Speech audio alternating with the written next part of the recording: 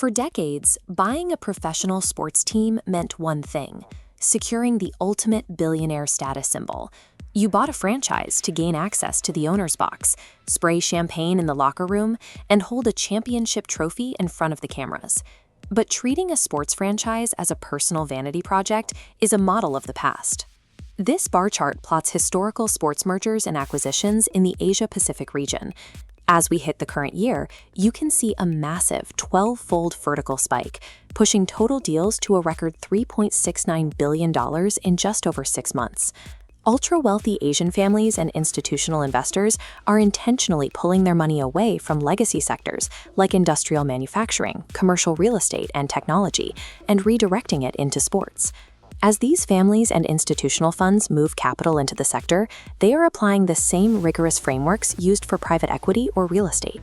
The franchise is being managed as a strategic asset rather than a trophy. To see exactly how these numbers play out in real time, we have to look at India's Indian Premier League.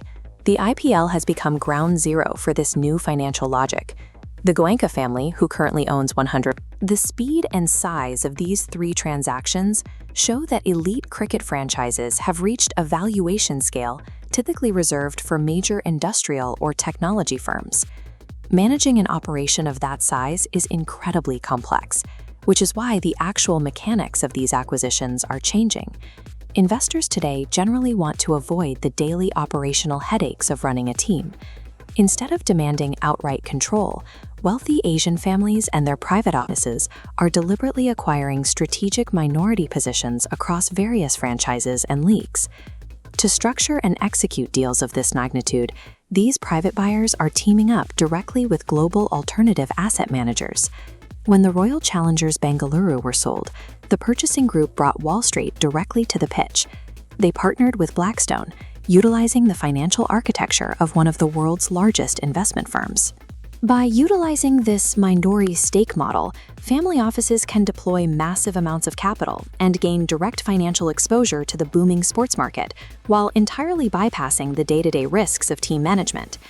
The driving force behind these massive investments comes down to a strict economic principle: scarcity.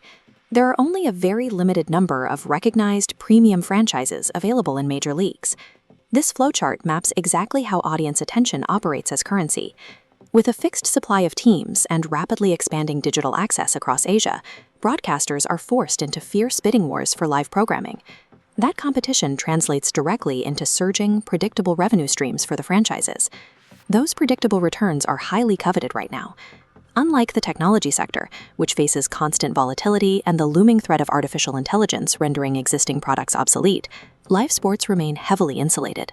Because an algorithm cannot replicate the human drama of live competition, bankers describe these assets as comparatively insulated from disruptions currently hitting the tech sector. For a long time, Asia's primary role in this ecosystem was acting as a consumer market, buying up the broadcast rights to watch Western events like Formula One racing and European football. Global sports mergers and acquisitions recently reached an impressive $8.34 billion. But notice how large the Asia-Pacific segment has become. By pulling in a record $3.69 billion, the region now commands a massive share of global dealmaking, and that financial footprint is expanding.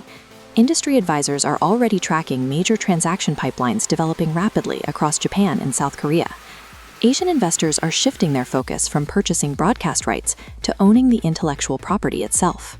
In a modern economy where live human attention is the single most valuable and scarce resource, Asia's billionaires are making their move. They are rapidly positioning themselves to be the landlords of global entertainment.